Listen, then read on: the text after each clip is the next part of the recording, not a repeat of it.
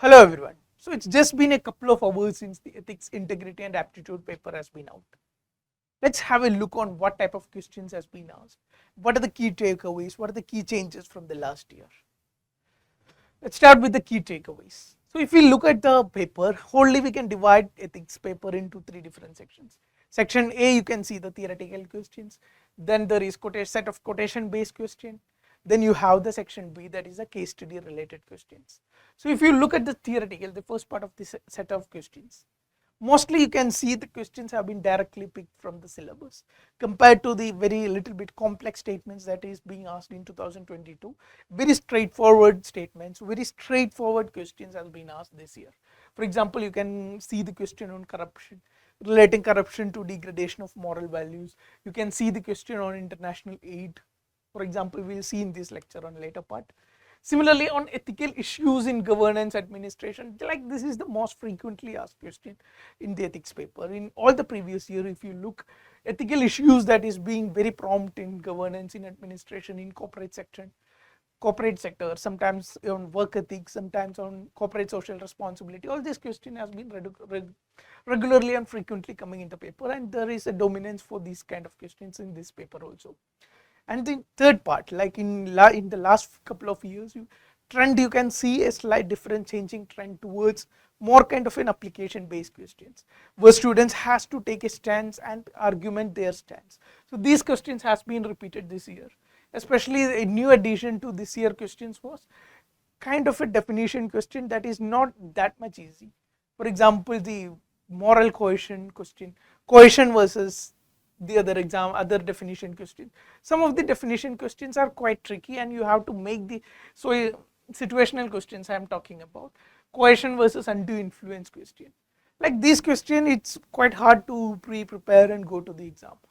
You have to make your analysis on that during the exam hours and answer this question. Similarly, a moral thinker question came from Guru Nanak. From your prelims knowledge or from what you have learned in the history, you can at least get enough content to fill 2 pages regarding Guru Nanak also. So most of the question you can see are relatively easier compared to last year's.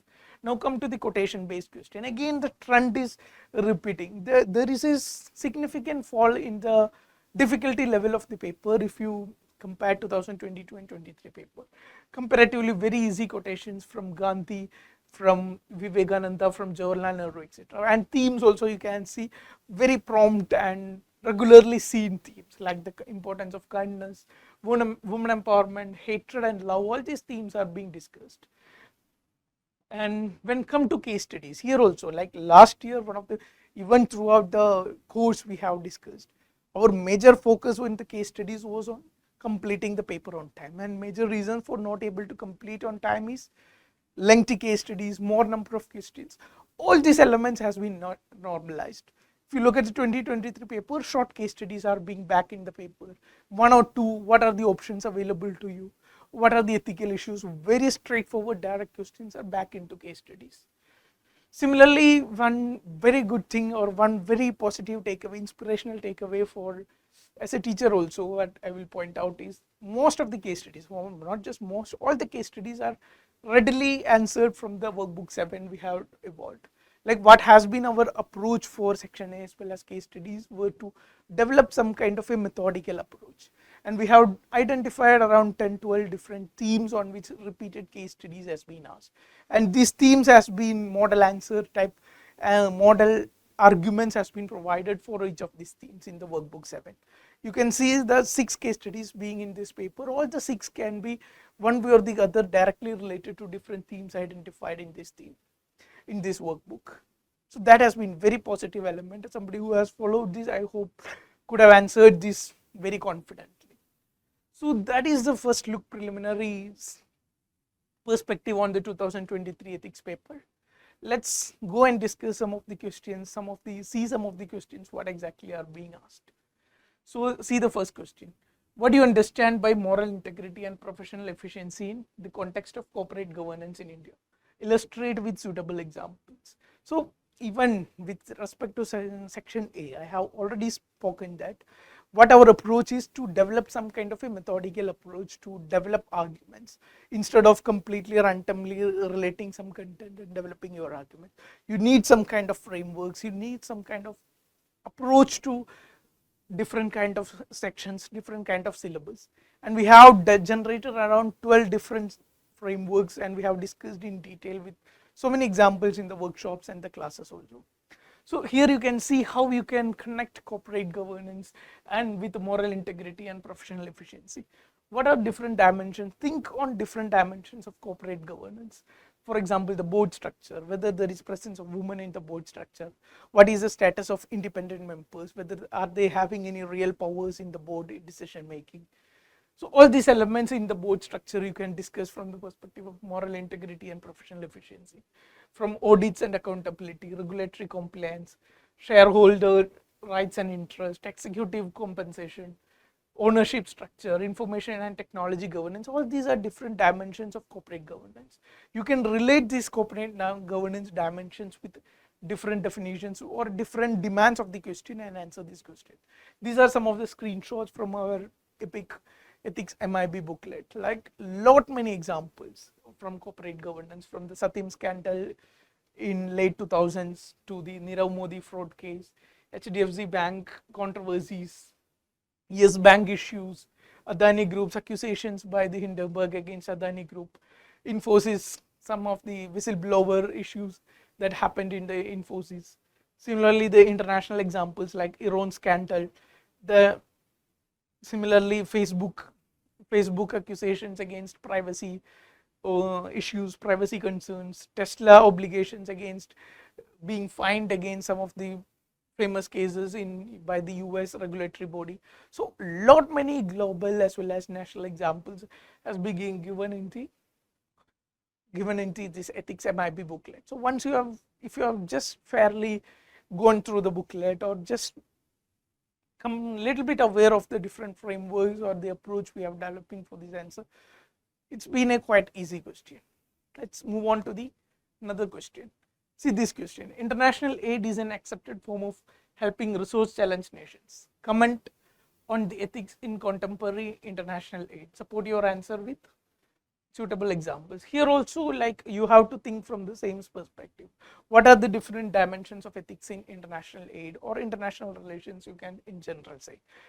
For example, the most important element is donor intention.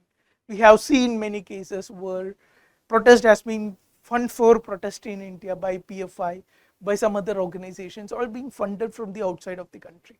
And this outside of funding elements has vested interest to block the developmental project or to instigate some kind of internal instability within the country.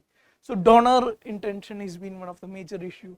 Then impartiality, who should get the aid, especially in relation to international aid, who should get the aid. For example, even after the Chandrayaan-3, you might have seen some of the UK, that is England parliamentarians making comments on continuing, whether to continue or discontinue the aid given to India. If India is able to go to Chandrayaan, why should UK continue to give aid to India? These all debates were in the news in the recent past. So you can include some examples related to this.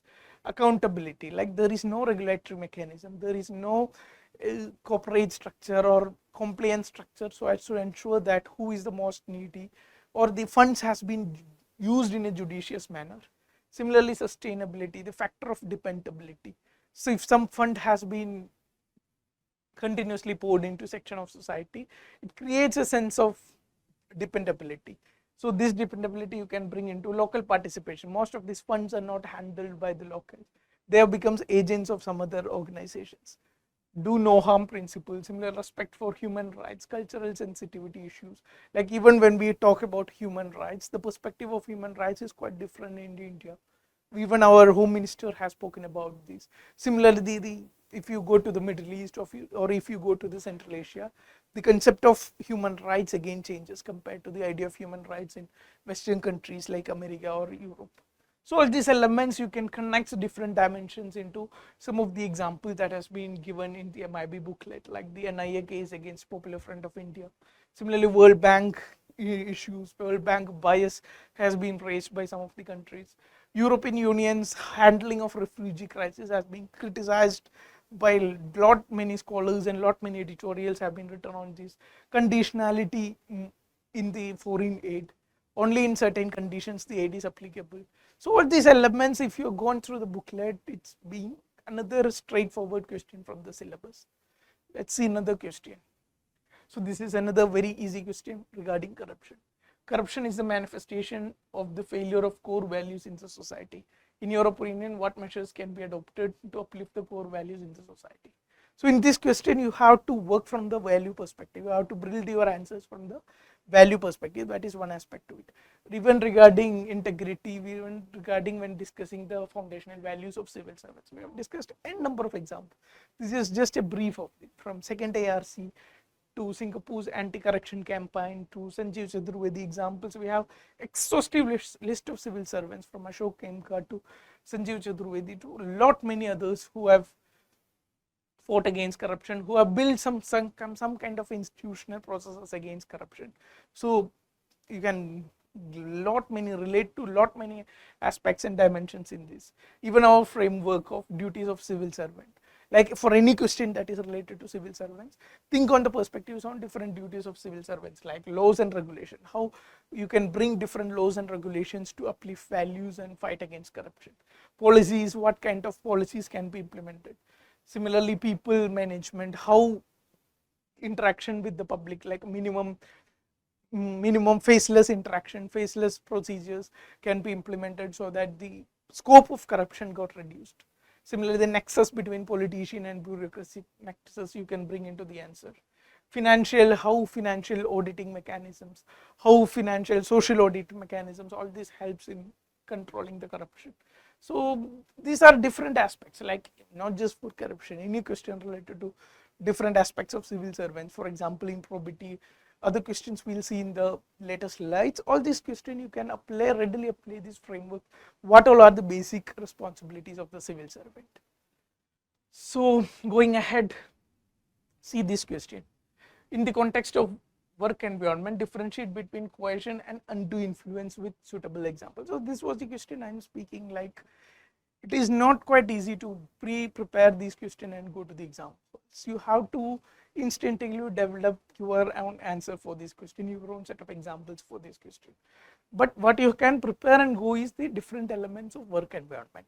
If question is on work culture, if question is on, even we have a case study related to this on work-life balance. And so if these kind of questions, what are the dimensions you are going to explore?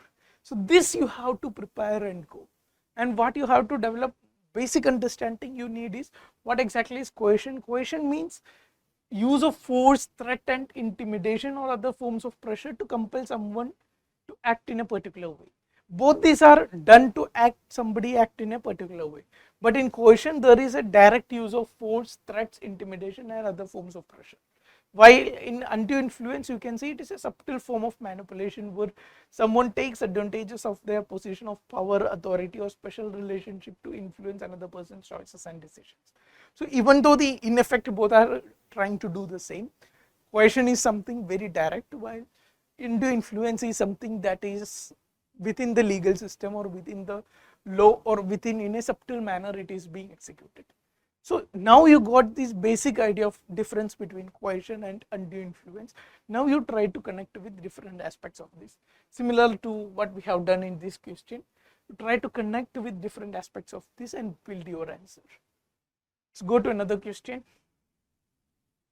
So yeah, so in next set of questions we are not going to actively discuss this.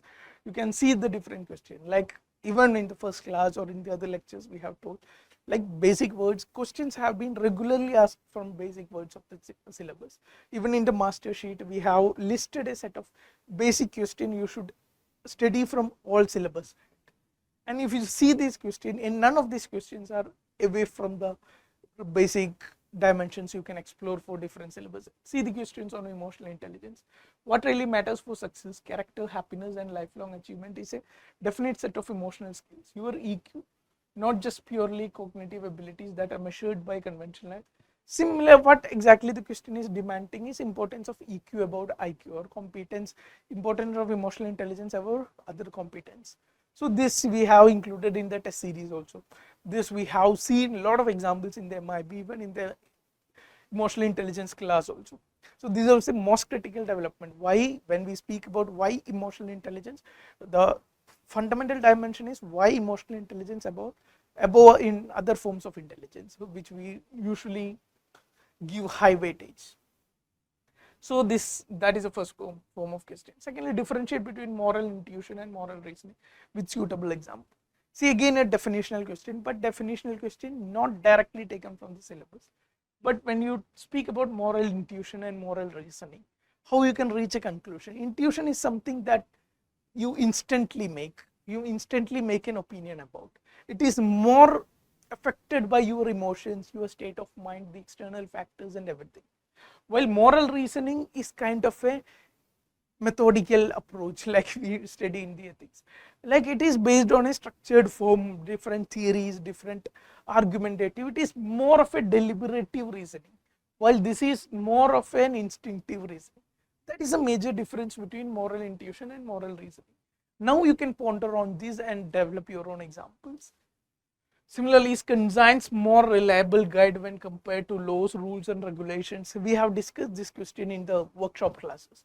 What exactly is the conscience? A very similar question to moral intuition. How conscience can help civil servants in different decision making? This question we have discussed in the workshop class. Very similar question has been asked.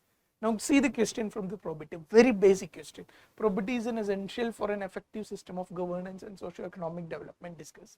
Importance of probity you have to explain. You will study n number of books, you will still get a lot of examples, lot of dimensions. You have to arrange it from the perspective of governance and socio-economic development.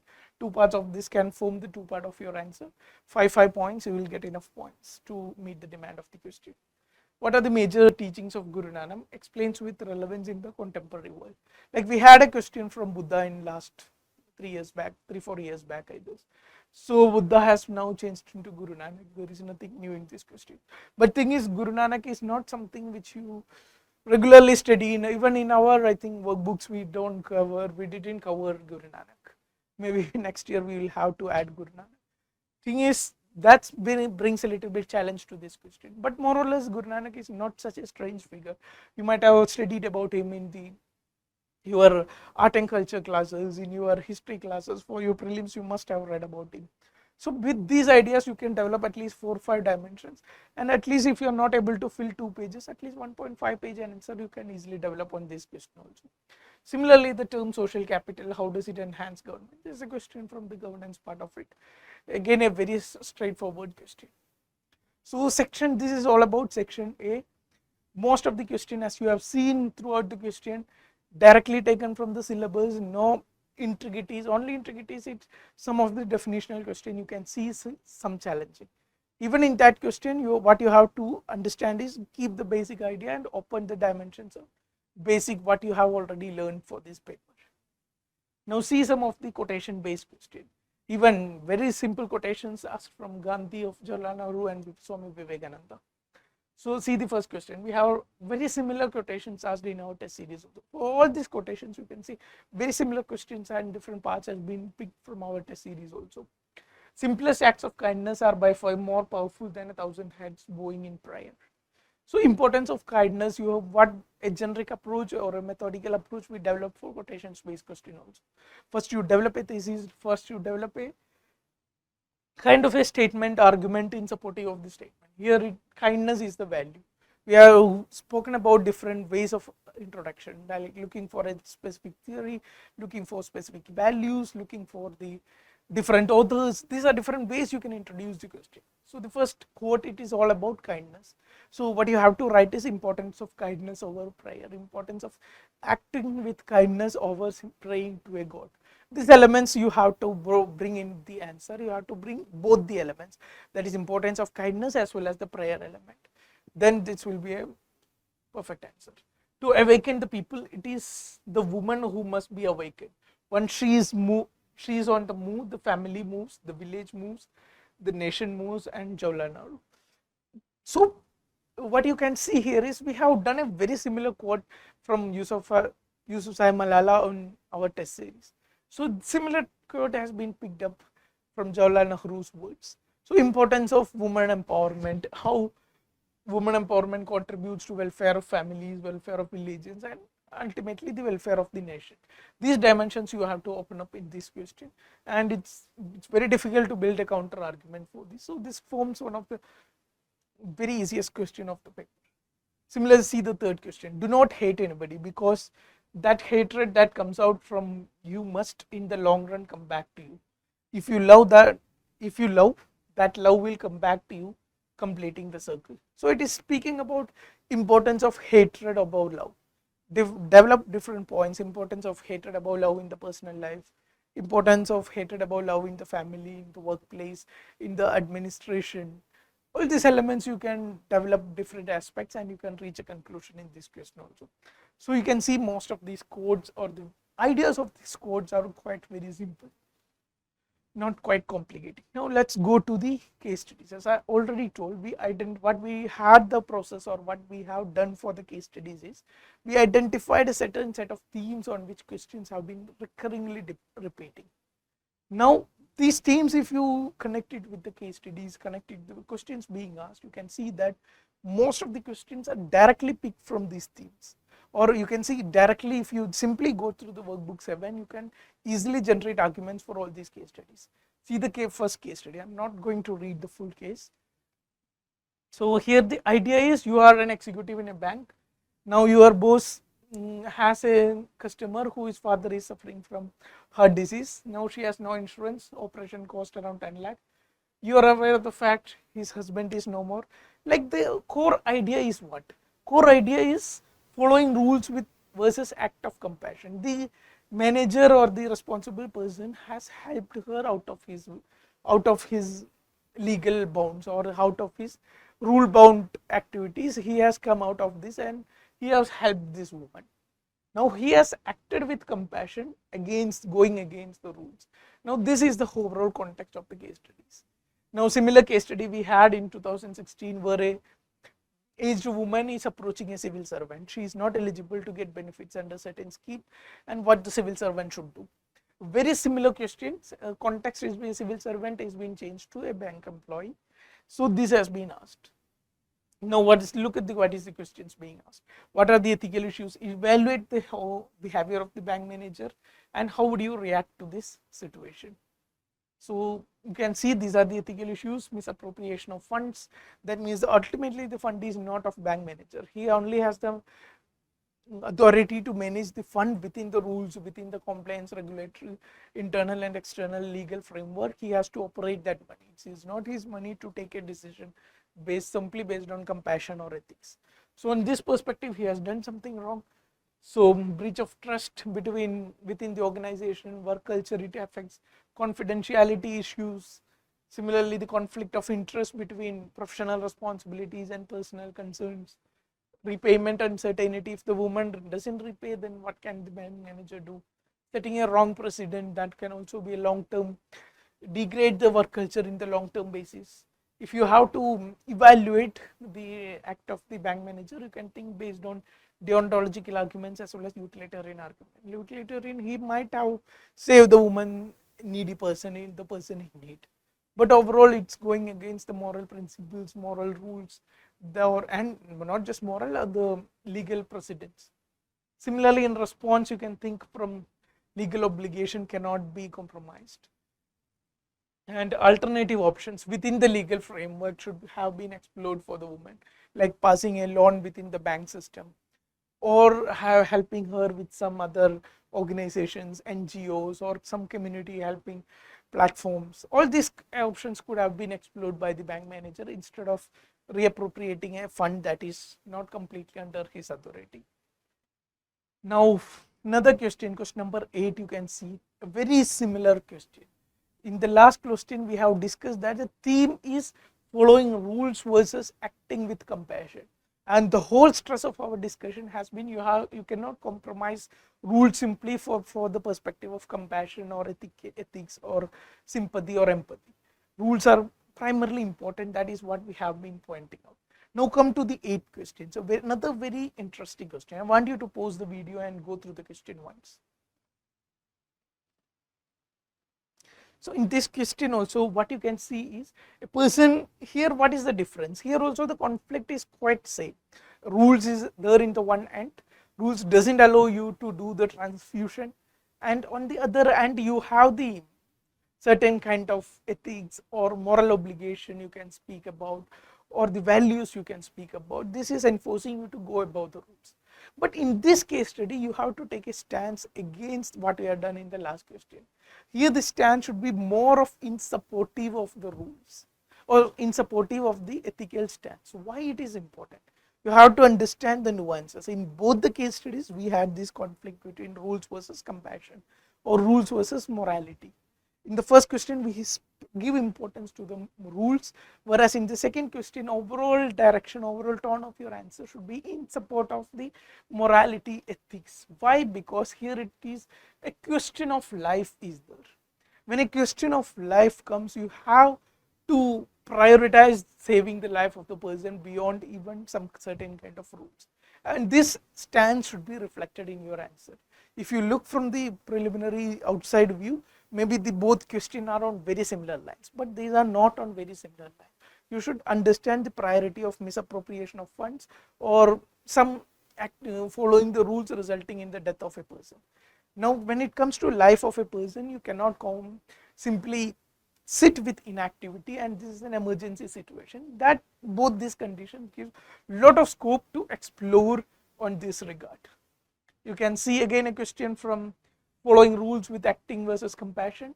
You can see certain ethical issues like life versus rule, patient safety, importance of ensuring person safety, professional guidelines, legal responsibility, team cohesion, public trust. You are a civil servant, so there will be element of public trust and your activity. Similarly to the long-term precedent, all these elements you can bring into the ethical issues. Now, what options are available? Go ahead with the transfusion, that means conduct the transfusion. Do not proceed with the transfusion, that is two extreme options you have. Now, always I recommend to generate at least 4 options. You can see what you can do exactly here is seek emergency clearance. You are a civil servant, you have so much of powers within this, and we are operating in an emergency situation. So both these situations help for seeking some other provisions of the law. For example, seeking an emergency clearance of the XYZ rules that is being provided. Similarly, document the exceptional circumstances. Whatever decisions you are taking, don't try to put it under the carpet. You try to document recent the decisions based on situational, exceptional situational circumstances. So these two are the basic crux of these case studies. So going to the next case study number 9. Like here you can see, go through the case study once, pause the video here, go through the case study, then we will continue the discussion. So here you can see joint secretary working gross, like it's a question on work culture. A person has been given more amount of work, this lead to compromising her family responsibility towards children, and all this happens. Like this is kind of an applied case studies. So you can see again obedience versus moral authority, you can connect some of the arguments with this. Even though like too much of relation is not there, this is kind of an applied case study related to work ethics. You have to study dimensions of work ethics, then you can answer this confidently. Now, one very interesting question in this is the briefly describe at least 4 laws that has been enacted by government with respect to providing a healthy, safe and equitable work environment for women. What all laws you can include in here? That's quite an interesting question. Rest all the questions are very routine questions. These are like for generic, you can use other laws also, but these are 4 key laws you can highlight in this answer.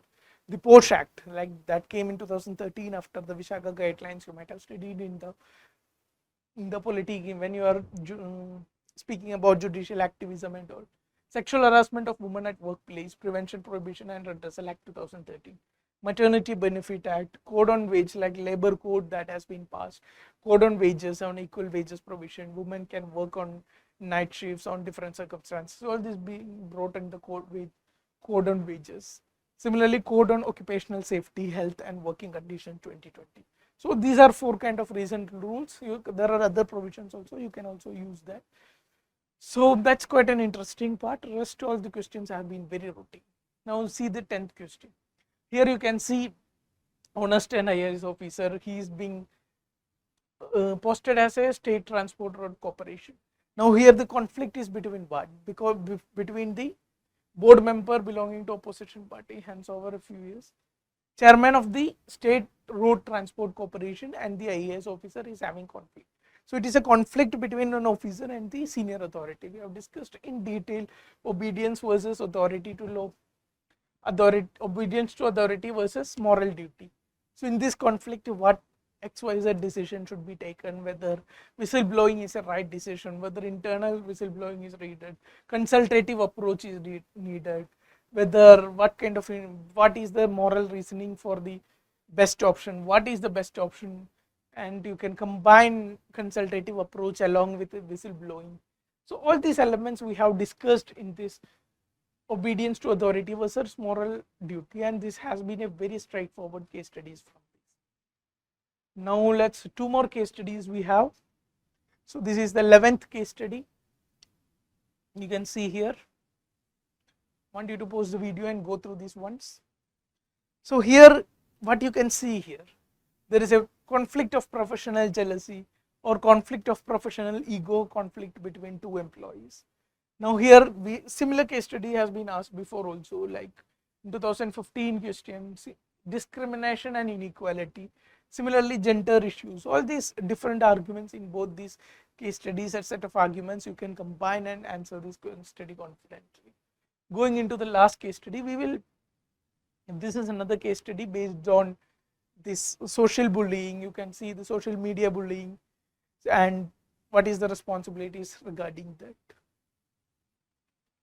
Here also we have done discrimination on inequality, different arguments related to gender issues, but this is kind of a more like an application case studies. You might not find any much of direct connections. So on lighter note, what you can see here is most of the case studies, most of the themes, quotation based questions and section A questions are being not quite difficult if you have methodically prepared the syllabus.